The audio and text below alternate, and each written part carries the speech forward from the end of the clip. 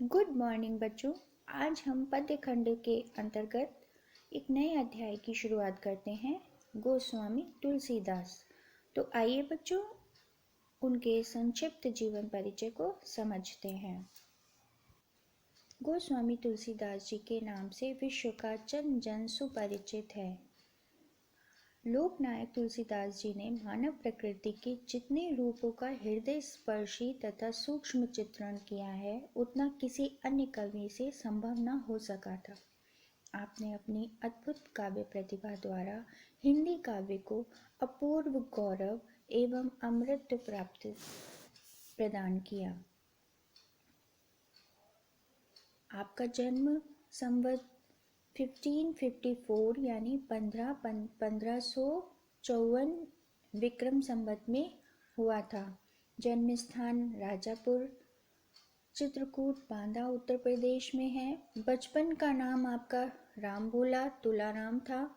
गुरु का नाम श्री नरहरि दास जी, माता पिता का नाम तुलसी तथा आत्माराम दुबे, पत्नी का नाम रत्नावली और आपकी रचनाएं श्री रामचरितमानस, विनय पत्रिका, जानकी मंगल, पार्वती मंगल, रामाज्ञा प्रश्न, दोहावली, श्री कृष्ण गीतावली, गीतावली, हनुमान वाहुक आदि। आपकी भाषा शैली अवधी एवं ब्रज भाषा मिक्स रही है।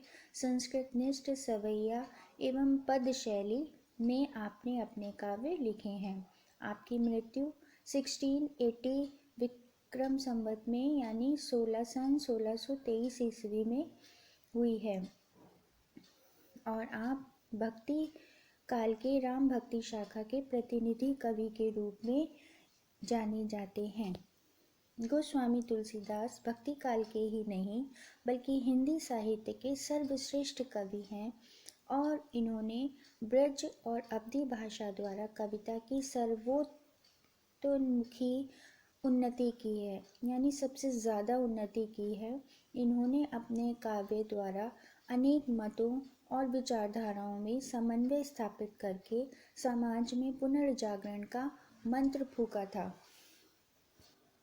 श्री रामचरितमानस के बालकांड से उद्धृत धनुष वंश शीर्षक से कुछ पद यहाँ पर प्रस्तुत हैं और यहाँ पर स्वयंवर सभा में सीता जी के स्वयंवर सभा में जब सभी राजा शिव के धनुष को तोड़ने का प्रयास करके थक गए, तब श्री राम जो अपने गुरु विश्वामित्र के साथ वहाँ पे पधारे थे की आज्ञा प्राप्त करके धनुष भंग के लिए मंच से खड़े हुए। उस समय उनकी जो शोभा थी उसी का वर्णन यहाँ किया गया है। तो उदित उदयगिरी मंच पर रघुबर बाल पतंग, बिकसे संत सरोज सब हर्षे लोचन भृंग। कि उदित कि जब मंच रूपी उदित उदयाचल पर रघुनाथ रूपी बाल सूर्य का उदय हुआ। कि रघुबर बाल पतंग, बाल सूर्य, पतंग मीन्स बाल, पतंग मीन्स बाल सूर्य, उदयगिरी उदयाचल। उदयाचल पर्वत के लिए कहा जाता है कि जिस पर्वत के पीछे से सूर्य उगता दिखाई देता है उसे उदयाचल कहा जाता है। तो उदयाचल पर रघुनाथ रूपी बाल सूर्य का उदय हो गया और तब सभी विकसे संत सरोज सब, तब सभी संत रूपी कमल खिल उठे और सब हर्षे लोचन भृंग, और उनके नेत्र रूपी भौरे हर्षित हो गए। अर्थात जब श्री राम मंच से खड़े हुए उस समय उनकी शोभा ऐसी थी कि मानो प्रातःकाल का बालक सूर्य उदय के पश्चात उदयाचल पर विराजमान हो गया है। जिस प्रकार सूर्य के उदय होने पर सरोवरों में, तालाबों में कमल खिल उठते हैं, उसी प्रकार स्वयंवर सभा में स्थित संत रूपी कमल खिल उठे। अर्थात कहने का अर्थ यह है कि अभी तक धनुष भंग ना हो पाने के कारण उनके मुख पर जो उदासी छाई हुई थी वह दूर हो गई और उनके मुख पर प्रसन्नता से खिल उठे।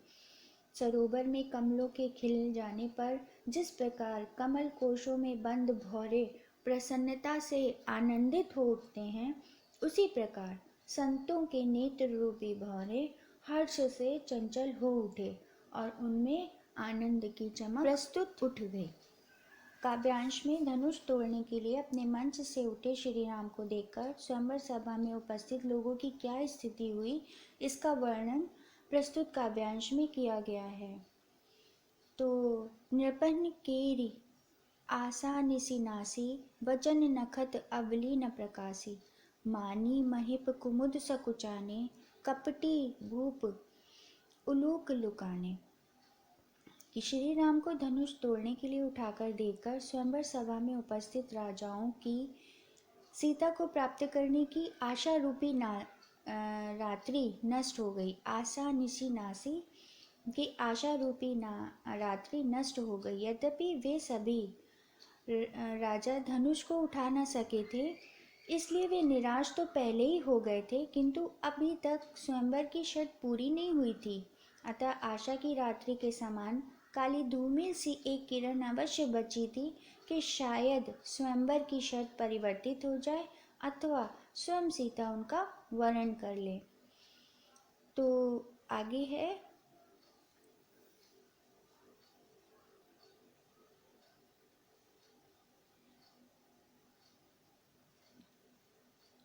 कि भय बिशोक कोक मुनि देवा, बरसहि सुमन जना वही सेवा, गुरुपद पंदि सहित अनुरागा, राम मुनिहिन निसन आय सुमांगा। तो मुनियों की इसी प्रकार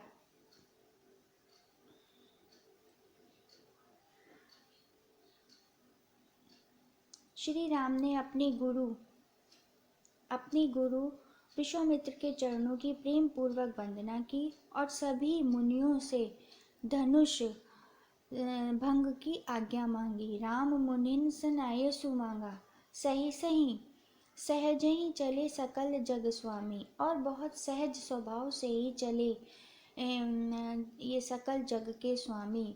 मत मंजूबर कुंजर गामी, बिल्कुल ऐसे चल रहे थे समस्त संसार के स्वामी प्रभु श्री राम। सुंदर मत वाले श्रेष्ठ हाथी जैसे मस्त चाल से धनुष की ओर स्वाभाविक रूप से बढ़ चले। चलत राम सब पुर नर नारी, पुलक पूरी तन भय सुखारी, जिनके परिणाम स्वरूप उनके शरीर रोमांच से भर उठे और सभी नर नारी सुख का अनुभव करते हुए आनंदित हो उठे। बंदी पितर सुकृत संभारे, जो कछु पुण्य प्रभाव हमारे। और यदि हमारे पुण्य और सभी नर नारी अपने पितरों देवताओं और देवताओं की वंदना करके अपने पुण्यों का स्मरण किया कि यदि हमारे पुण्यों का तनिक भी प्रभाव हो तो हे गणेश गोसाई, श्री गणेश की वंदना करते हुए कहते हैं कि हे कि तो शिव धनु मृणाल की नाई, तो रहूं राम गणेश गोसाई। कि प्रभाव तो है, यदि थोड़ा भी हमारे पुण्यों का प्रभाव है तो हे गणेश गोसाई श्री राम इस शिव के धनुष को कमल नाल की भांति सहज ही तोड़ डालें। प्रस्तुत दोहे में सीता जी की माता इतने सुकोमल और बाल रूप में देखकर थोड़ा चिंतित होती हैं कि श्री राम ये कर पाएंगे या नहीं। कि राम है प्रेम समेत लखी, सखिन समीप बुलाई, सीता मातु सने बस बचन कही बिखलाई। कि श्री राम अत्यंत सुकोमल और सुंदर हैं, अतः सीता जी की माता उन्हें वात्सल्य प्रेम पूर्वक देखकर फिर अपनी सखियों को अपने पास बुलाकर सखिन समीप बुलाई, अपनी सखियों को पास बुलाकर स्नेहवश विलख कर विलाप करते हुए वचन कहे बिखलाई, वचन विलाप करते हुए कहती हैं कि सीता जी की माता श्री राम जी की सुंदरता और कोमलता पर अत्यंत मुग्ध हैं और वे चाहती हैं कि सीता जी का विवाह उनके साथ हो जाए, मगर श्री राम की कोमलता को देखकर उनका मन विचलित हो उठता है कि जब अत्यंत शूरवीर राजागण इस धनुष को नहीं उठा सके, तब यह सुकोमल से बालक कैसे तोड़ पाएंगे। इसी संशय के कारण वे अत्यंत भावुक हो उठती हैं और सीता और राम दोनों के से अत्यंत स्नेह के कारण वे रोकर अपनी सखियों से अपने मन की व्यथा कहने लगी। सखी सबको दुख देख निहारे, जे कहावत हितु हमारे, को न बुझाई कहे गुर पाही, ए बालक असी हट भील नाही। कि प्रस्तुत काव्यांश में सीता जी की माता का श्री राम के प्रति चिंता और उनकी सखी के द्वारा उन्हें समझाए जाने का वर्णन किया गया है। कि तुलसीदास जी कहते हैं कि सीता जी की माता अपनी सखी से कहती हैं कि हे सखी, ये जो हमारे हित की चिंता करने वाले लोग हमारे गुरुजन हैं, वे सब भी तमाशा ही देखने वाले हैं। कोई भी गुरु विश्वामित्र को समझाकर ये नहीं कहता कि ये श्री राम अभी बालक हैं, उनके लिए ऐसा हट करना उचित नहीं है। मतलब ये है कि सीता जी की माता श्री राम जी के सुकोमलता को देखकर ये विश्वास नहीं कर पा रही हैं कि वो धनुष उठा पाएंगे या नहीं। कि रावण बाण छुआ नहीं चापा, हारे सकल भूप करितापा, सो धनुराज कुंवर कर देहि, बाल मराल की मंदर लेहि। कि जब रावण और बाण जैसे असुरों ने भी जिस धनुष को छुआ तक नहीं और यहाँ उपस्थित सभी राजा घमंड करके पराजित हो गए, वहीं धनुष इन सुकुमार रामचंद्र के हाथ में दे रहे हैं। कोई विश्वामित्र को क्यों नहीं समझा रहा है? कोई उन्हें ये क्यों नहीं समझाता कि हंस के बच्चे कि बाल मराल मानी हंस का बच्चा। बाल मराल का अर्थ होता है हंस के बच्चे भी कहीं मंदराचल पर्वत को पार कर पाते हैं। मंदर ले ही यानी मंदराचल पर्वत को उठा सकते हैं। आशय यह है कि महादेव के जिस धनुष को रावण और बाण जैसे दिग्विजयी वीरों ने छुआ तक नहीं और दूर से ही प्रणाम करके चल दिए, उसे तोड़ने के लिए विश्वामित्र का श्री राम को धनुष भंग करने की आज्ञा देना और उनका धनुष तोड़ने के लिए आगे बढ़ना बालहटी लगता है। इसीलिए वे कहती हैं कि गुरु विश्वामित्र को कोई समझाता क्यों नहीं। आगे है कि भूप सियानप सकल सिरानी, सखी विधि गति कछु जाति न जागी। कि आगे सीता जी की माता कहती हैं कि दूसरों का क्या कहा जाए। राजा जनक जो स्वयं बड़े समझदार और ज्ञानी हैं, उन्हें तो गुरु विश्वामित्र को समझाने का प्रयास करना चाहिए था, लेकिन ऐसा प्रतीत होता है कि उनका भी समस्त ज्ञान और समझदारी समाप्त हो गई है।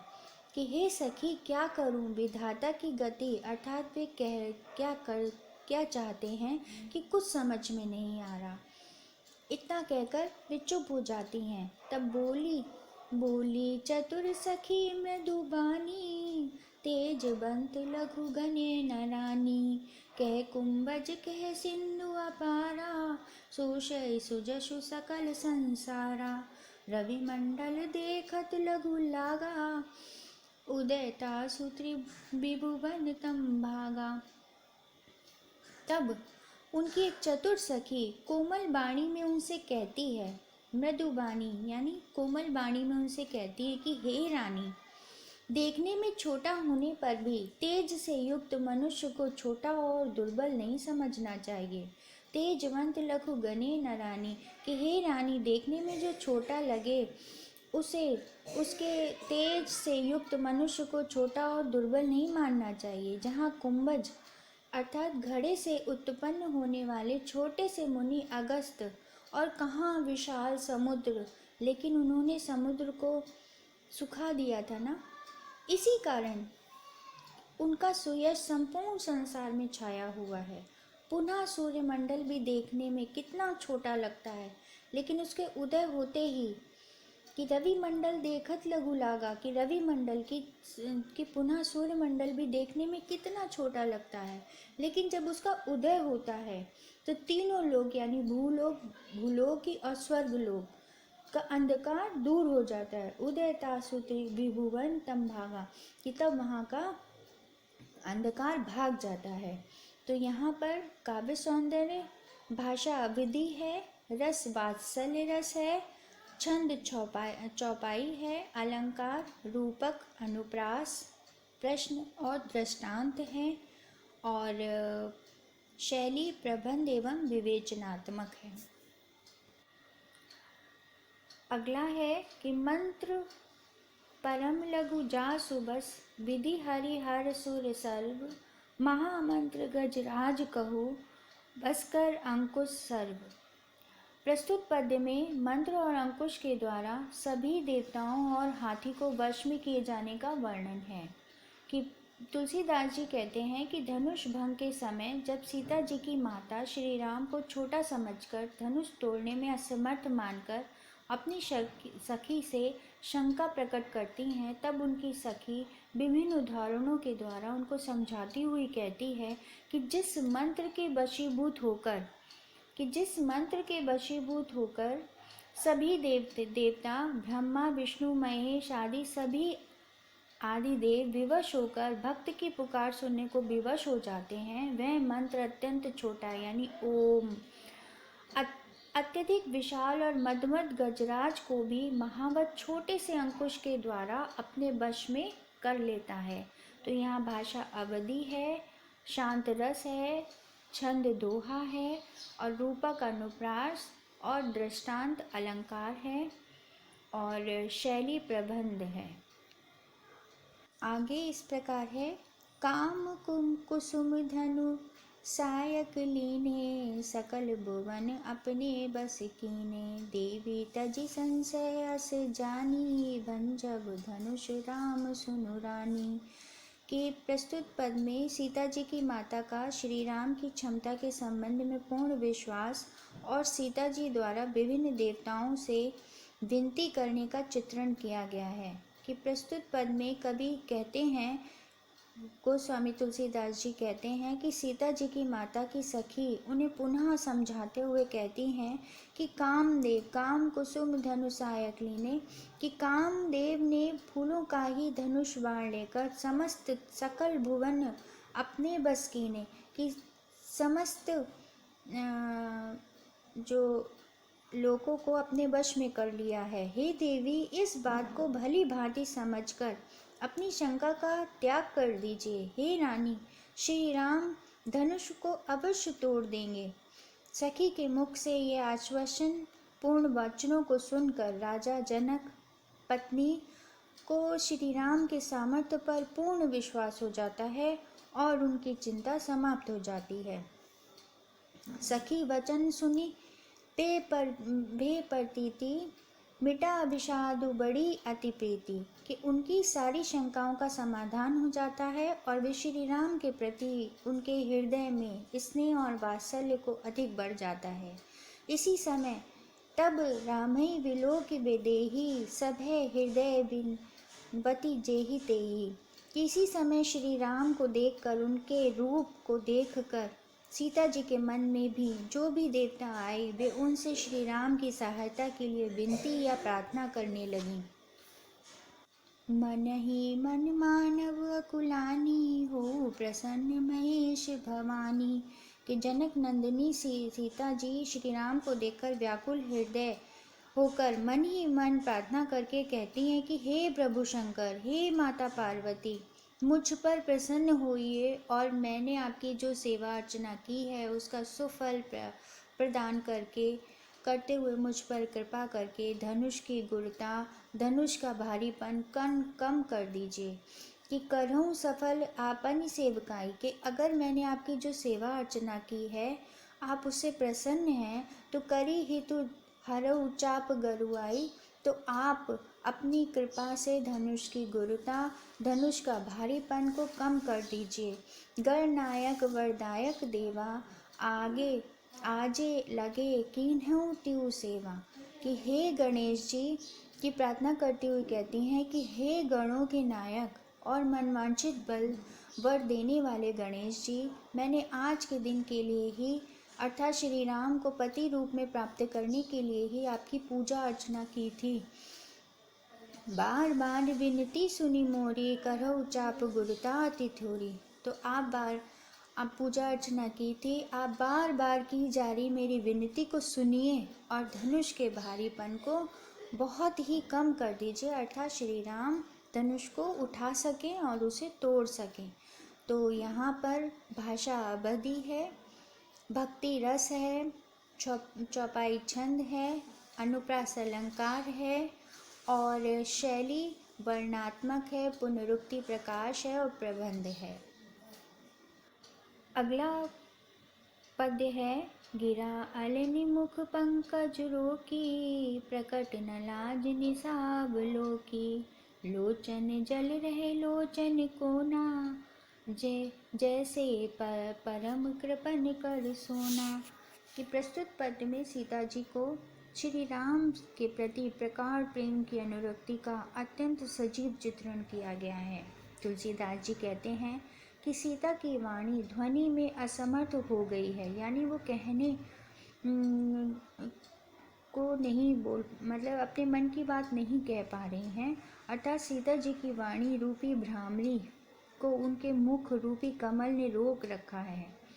कि गिरा अलिनि मुख पंकज रोकी, कि सीता जी की वाणी रूपी भ्रामरी को उनके मुख रूपी कमल ने रोक रखा है, अर्थात उनके मुख से आवाज़ नहीं निकल पा रही है। लज्जा प्रकट न लाज निसावन अवलोकी, लज्जा रूपी रात्रि को सामने देख कर भी वह प्रकट नहीं हो पा रही हैं। लोचन जल रहे लोचन कोना, नेत्रों का जल नेत्रों के कोनों में उसी प्रकार रुक गया है जैसे अत्यधिक कंजूस का गड़ा हुआ सोना गड़ा ही रहता है।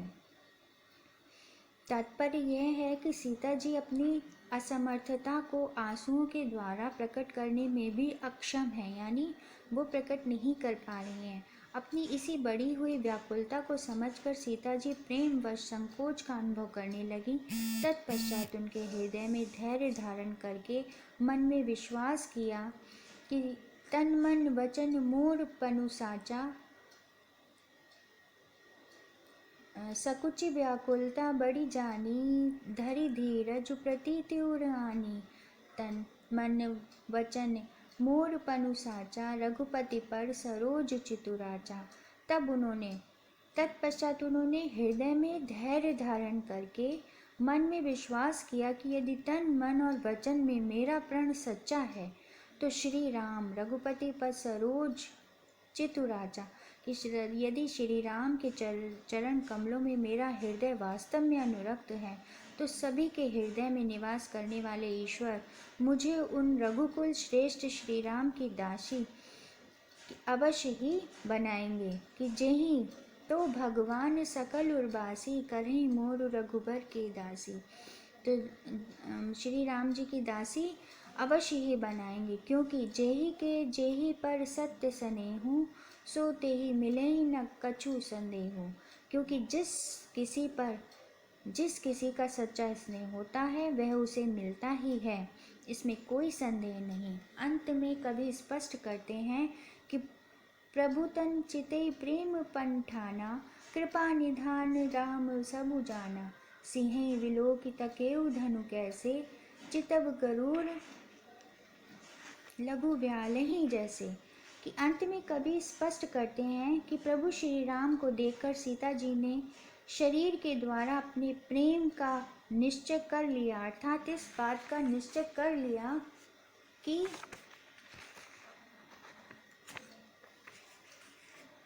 अब यह शरीर या तो इन्हीं श्री राम का होकर रहेगा या नहीं रहेगा। उनके इस निश्चय की कृपा निधान श्री राम जी तुरंत जान गए और इसके पश्चात उन्होंने सीता जी को देखकर धनुष की ओर इस प्रकार देखा जैसे गरुड़ छोटे से सांप की ओर देखता है।